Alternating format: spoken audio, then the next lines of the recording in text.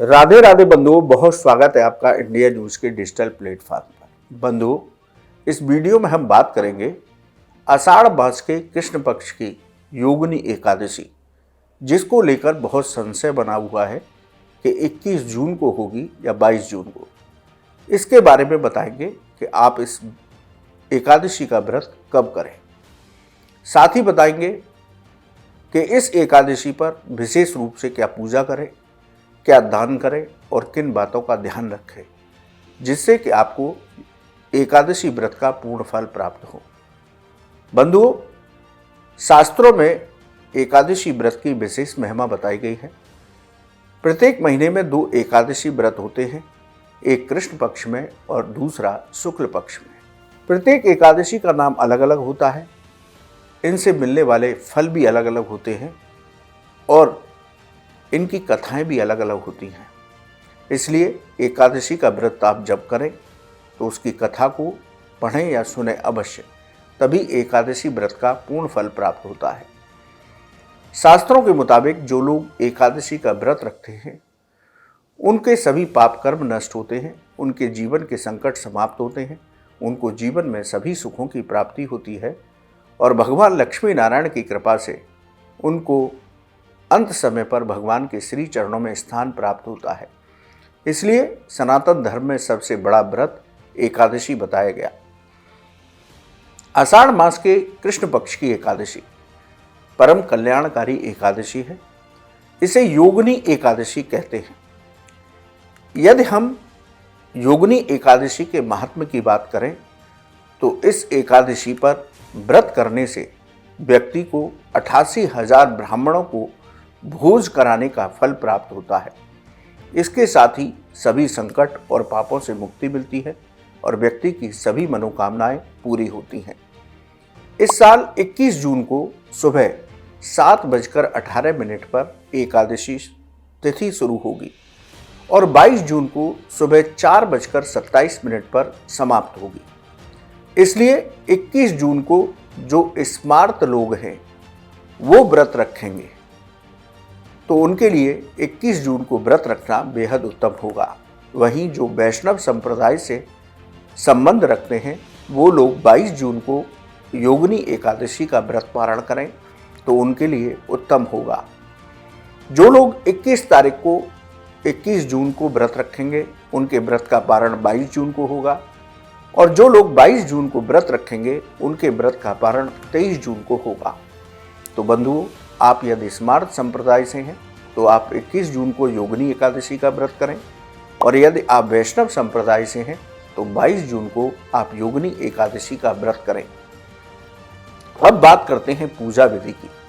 बंधुओं, एकादशी तिथि के दिन आप चाहे व्रत रखें या न रखें, आप हिंदू धर्म से, सनातन धर्म से हैं तो एकादशी के दिन विशेष रूप से आप सूर्योदय से पहले स्नान करें, व्रत संकल्प लेकर के भगवान लक्ष्मी नारायण की उपासना करें, भगवान श्री कृष्ण की उपासना करें।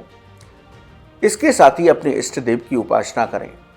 भगवान, यदि आपके यहाँ शालिग्राम शिला है तो उसका पंचामृत से अभिषेक करें। अभिषेक करने के बाद चंदन लगाएं, अच्छे सुगंधित फूलों से भगवान का श्रृंगार करें, उनको दूध से बने पदार्थों का भोग लगाएं, ऋतु फलों का भोग लगाएं और श्रद्धा भक्ति के साथ उनकी आरती करें। आरती करने के बाद दंडवत प्रणाम करते हुए पूजा में हुई गलतियों के लिए क्षमा याचना अवश्य करें। इसके बाद आप आसन पर बैठ करके ओम नमो भगवते वासुदेवाय इस मंत्र की एक माला अवश्य जप कीजिए।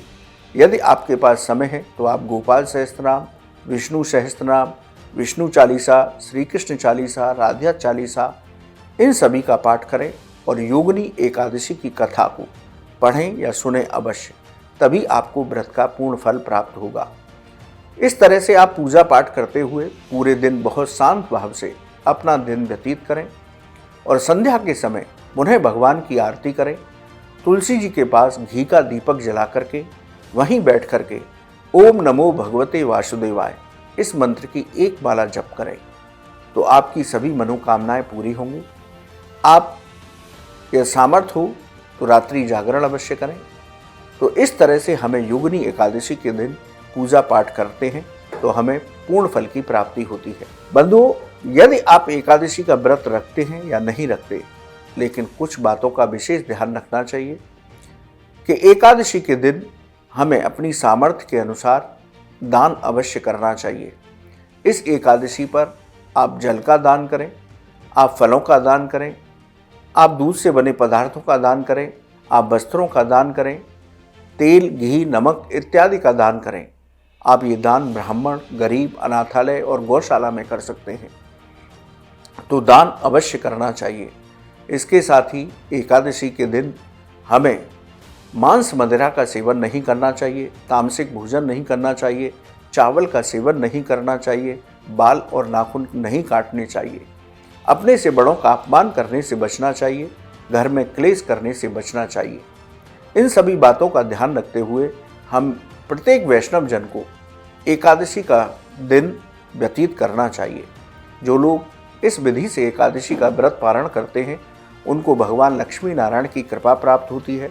इस योगिनी एकादशी का व्रत करने से 88,000 ब्राह्मणों को भोजन कराने का फल प्राप्त होता है, अनेक राजसूय यज्ञों का फल प्राप्त होता है, साधक के सभी पाप और सभी संकट समाप्त होते हैं और अंत समय पर उसको स्वर्ग लोक के साथ भगवान के वैकुंठ लोक की प्राप्ति होती है।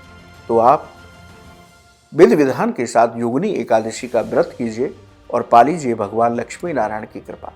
बंधुओं, आपको ये वीडियो कैसा लगा आप हमारे कमेंट बॉक्स में लिखें, या ज्योतिष और धर्म से संबंधित कोई भी सवाल हो तो आप हमारे कमेंट बॉक्स में लिखें, हम उसका जवाब अवश्य देंगे। आप हमारे चैनल पर जुड़े, आपका बहुत बहुत धन्यवाद। राधे राधे।